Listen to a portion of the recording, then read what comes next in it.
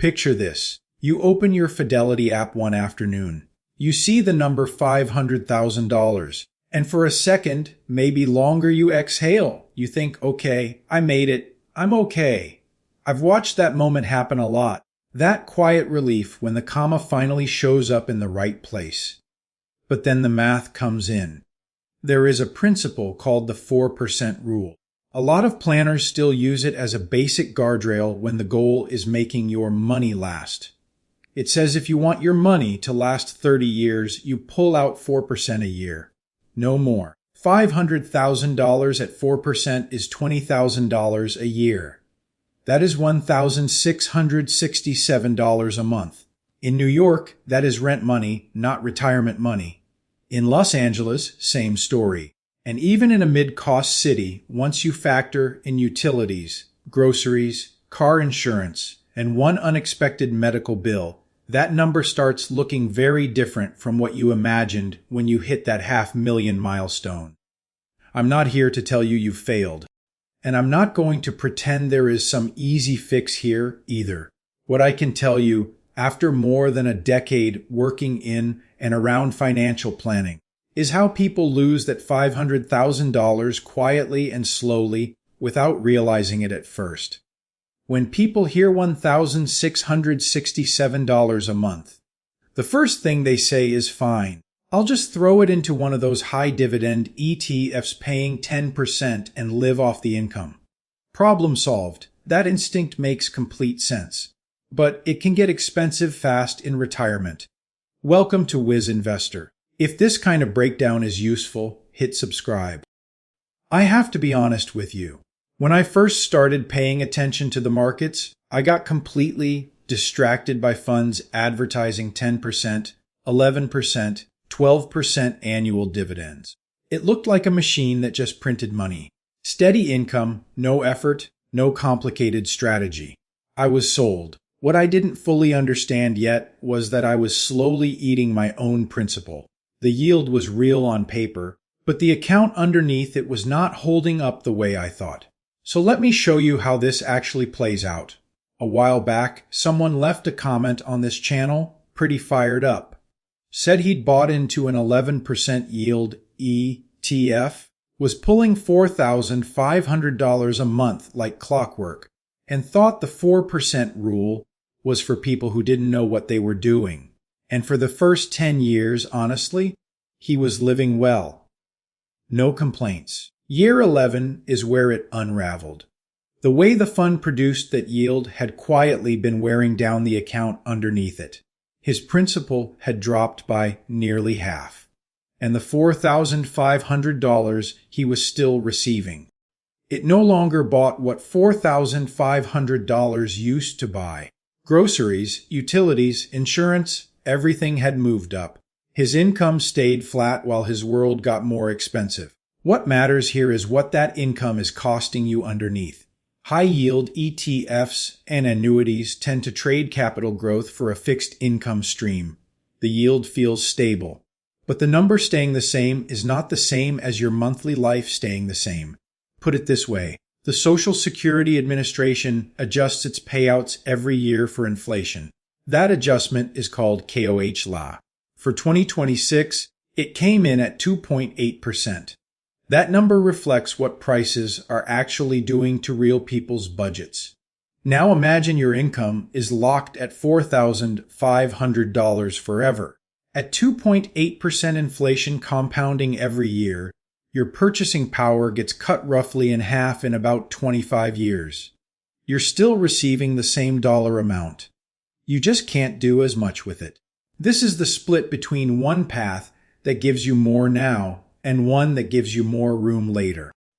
One path gives you more income right now, $4,500, $5,000 a month. But the principal underneath it doesn't grow. When inflation runs, you fall behind. When the market drops, you're exposed. There's no cushion left. The other path starts smaller, maybe $1,667 a month from that 4% rule. It's not glamorous, but the base keeps growing. When the market recovers, you recover with it.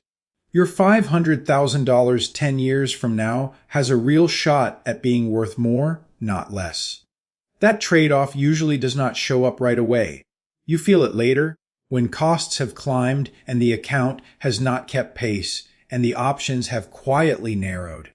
Feeling uneasy about this right now doesn't mean you saved wrong.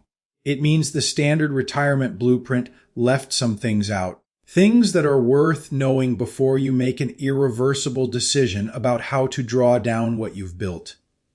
Inflation is one threat, but there's another one that can drain a retirement account faster, and it tends to hit in the years before Medicare even starts. That's what's next. Medicare starts at 65. That's the finish line everyone has in their head. But if you retire at 60 or even 62, you're looking at a gap. 3 years, 5 years, somewhere in that range where you're not old enough for Medicare and no longer covered by an employer's plan. And in that window, health insurance doesn't come cheap. I was going through a budget projection a few months back for a couple in Ohio.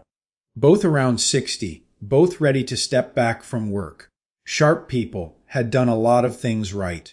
But they'd planned to cover their living expenses by pulling from their traditional 401k, which makes sense on the surface. That's what it's there for. What they hadn't fully seen yet was how those withdrawals would show up on paper.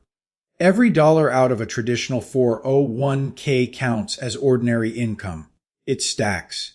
And when your reported income climbs past a certain threshold, the Affordable Care Act subsidy system starts pulling back fast. They were about $2,000 over the line.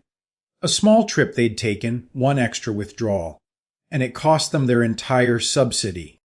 Their monthly premium jumped to over $1,200.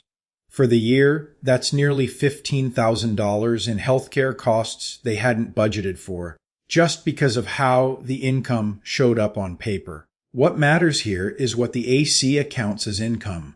The ACA calculates your subsidy eligibility based on something called Modified Adjusted Gross Income, or MARGI. You do not need the tax jargon. The point is it only cares about what shows up as income on your tax return in a given year. A Roth IRA withdrawal doesn't show up there. You already paid taxes on that money going in. So when you pull from a Roth in retirement, it's invisible to the subsidy calculation. That distinction, traditional 401k versus Roth IRA, can be worth tens of thousands of dollars in a single year. And this matters even more now. As of January 1st, 2026, the expanded ACA subsidies that had been in place for the past few years officially expired. The subsidy cliff is back. If your MAGI crosses 400% of the federal poverty level, roughly $84,600 for a married couple, you lose the subsidy entirely. It doesn't phase out gently at that point. It can disappear all at once. Average premiums in that scenario jump by around 114%. That's not a rounding error. That's the difference between $200 a month and $1,200 a month for the same coverage. So the trade-off looks like this. If you spend your 50s doing deliberate Roth conversions, moving money from your traditional accounts over to Roth accounts, paying the tax now while your income is still manageable, you arrive at early retirement with a pool of money you can draw from without it showing up on paper. Your MAGI stays low. Your subsidy stays intact. You cover 5 years of healthcare for a fraction of what it would otherwise cost. If you skip that planning, for many households that can mean somewhere between $60,000 and $90,000 out of pocket before Medicare kicks in. That's money that could have stayed invested. The math is manageable. The timing is the part people miss. Roth conversions make the most sense in the years before your income drops, ideally in your early to mid-50s, before you've fully stopped working. Once you're retired and your income is already low, the opportunity is smaller. The time to do this is before you need it. If this Roth strategy is something you want to go deeper on, drop a comment below. I'll put together a step-by-step breakdown of how the conversion process actually works. And if you found this useful, a like on the video helps more people find it. Once you've handled the healthcare gap, the next pressure point is what your fixed monthly costs look like and how much dead weight you're carrying into retirement. There's a concept in aviation that's pretty straightforward. A lighter plane takes less fuel to get off the ground, handles turbulence better, and has more margin for error when conditions change. Load it down with extra weight and everything gets harder, not impossible, but harder and less forgiving. Retirement works like that too. Think about two people, both 62, both walking in with $500,000. The first guy lives outside New York. He's got a mortgage, reasonable by New York standards, and his fixed monthly obligations run about $4,700. Mortgage, property taxes, insurance, utilities. That's before he's bought a single bag of groceries. The second guy made a different call a few years back. Sold his place in a high-cost state, bought a house outright in Tennessee. No mortgage. Fixed monthly floor around $1,800. Same $500,000 in the account. Now the market drops 20%, which happens. It's not a catastrophe, markets recover, but the timing matters enormously when you're drawing down instead of accumulating. The first guy has to keep pulling from his portfolio to cover that $4,700 every month. He's selling shares at the bottom. Every dollar he pulls out in a down market is a dollar that won't be there when prices recover. That sequence of returns risk when a bad market year hurts more because you still have a fixed bill due every month. The second guy sits it out. His $1,800 floor is covered. He doesn't touch the growth portion of his portfolio if he doesn't have to. He waits. The market comes back. His money comes back with it. Same $500,000.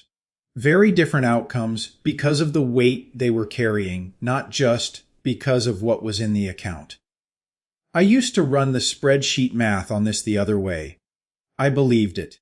If your mortgage rate is 3% and the market returns 8% on average, the arithmetic says keep the debt, invest the difference, come out ahead.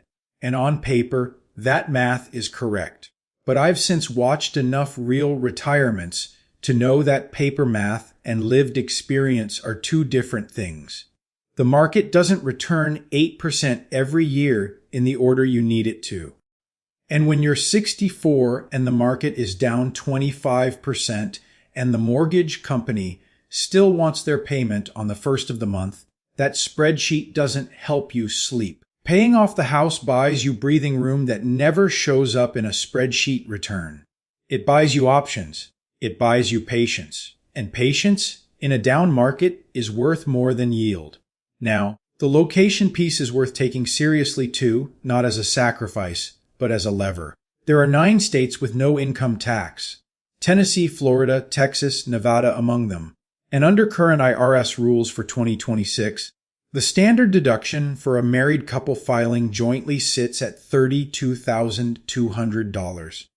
Combine no state income tax with that federal deduction, and your first $32,000 plus an annual withdrawals is effectively untaxed at the federal level. Why that matters is simple. More of each withdrawal stays yours. A couple pulling $40,000 a year in a no-income tax state, with the house paid off and a $1,800 monthly floor, has more real financial flexibility than someone pulling $60,000 a year in a high-cost city carrying a mortgage, even if the account balances are identical. The trade-off here is often less about comfort and more about what staying put actually costs each month. That's a personal decision, but it's worth making it with the actual numbers in front of you, not just habit.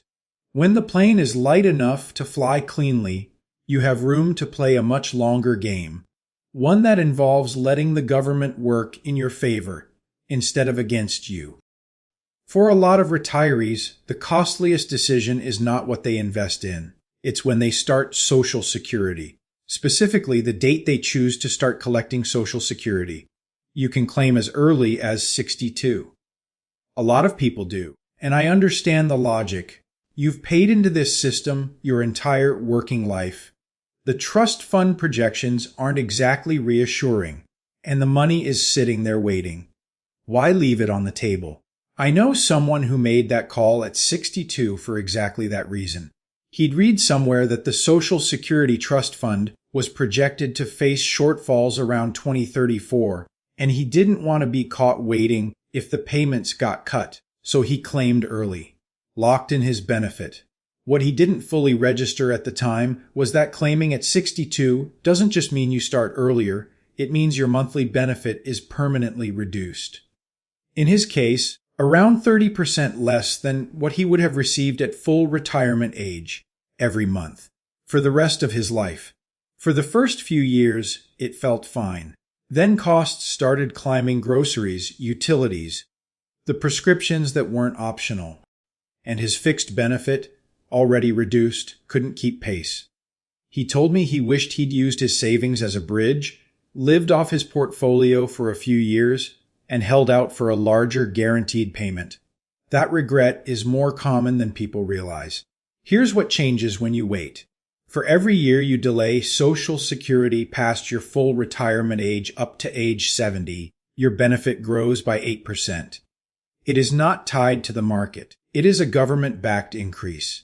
No volatility, no sequence risk, no fund manager making decisions you can't see.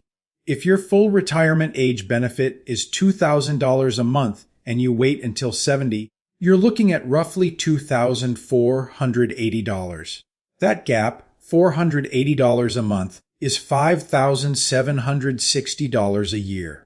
Over a 20-year retirement, that's more than $115,000 in additional income, inflation-adjusted, guaranteed by the federal government. And the inflation adjustment matters more than people think. In 2026, Social Security's cost of living adjustment came in at 2.8%. For the average retiree, that translated to roughly $56 more per month.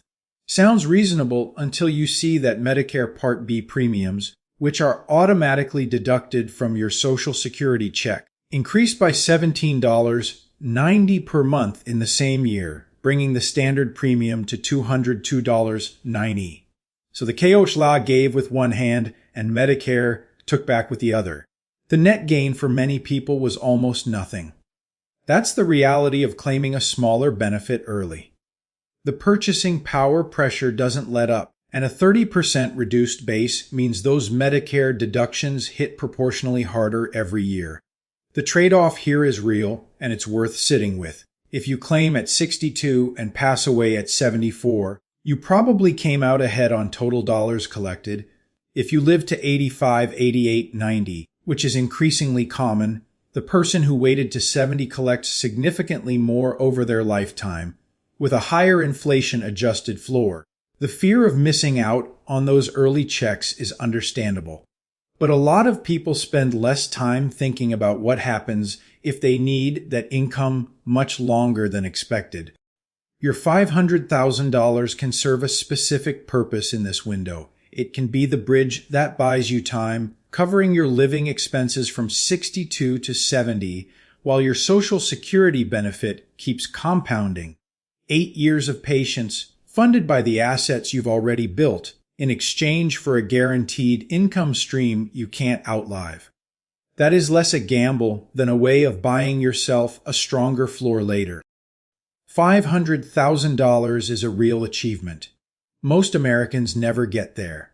But the number itself doesn't determine how your retirement goes. What matters is how you draw from it, tax it, and protect it. None of these decisions lives on its own. They work because they affect each other. Avoid the high-yield trap because a static income stream in an inflationary world shrinks every year whether you notice it or not. Use your Roth accounts to keep your reported income low because the a subsidy system doesn't care how much you have, only what shows up on your tax return, and that distinction can save you $60,000 or more before Medicare starts. Pay off the debt and take the location question seriously. because a low fixed floor gives you the patience to ride out bad market years without being forced to sell at the bottom. And delay Social Security as long as you reasonably can, because 8% guaranteed annual growth on a government-backed income stream is something no ETF can promise you. None of this requires a finance degree. This is less about being fancy with money and more about doing a few decisions in the right order. Retirement planning in this country is often sold as a product. Buy this annuity, hold this fund, follow this rule.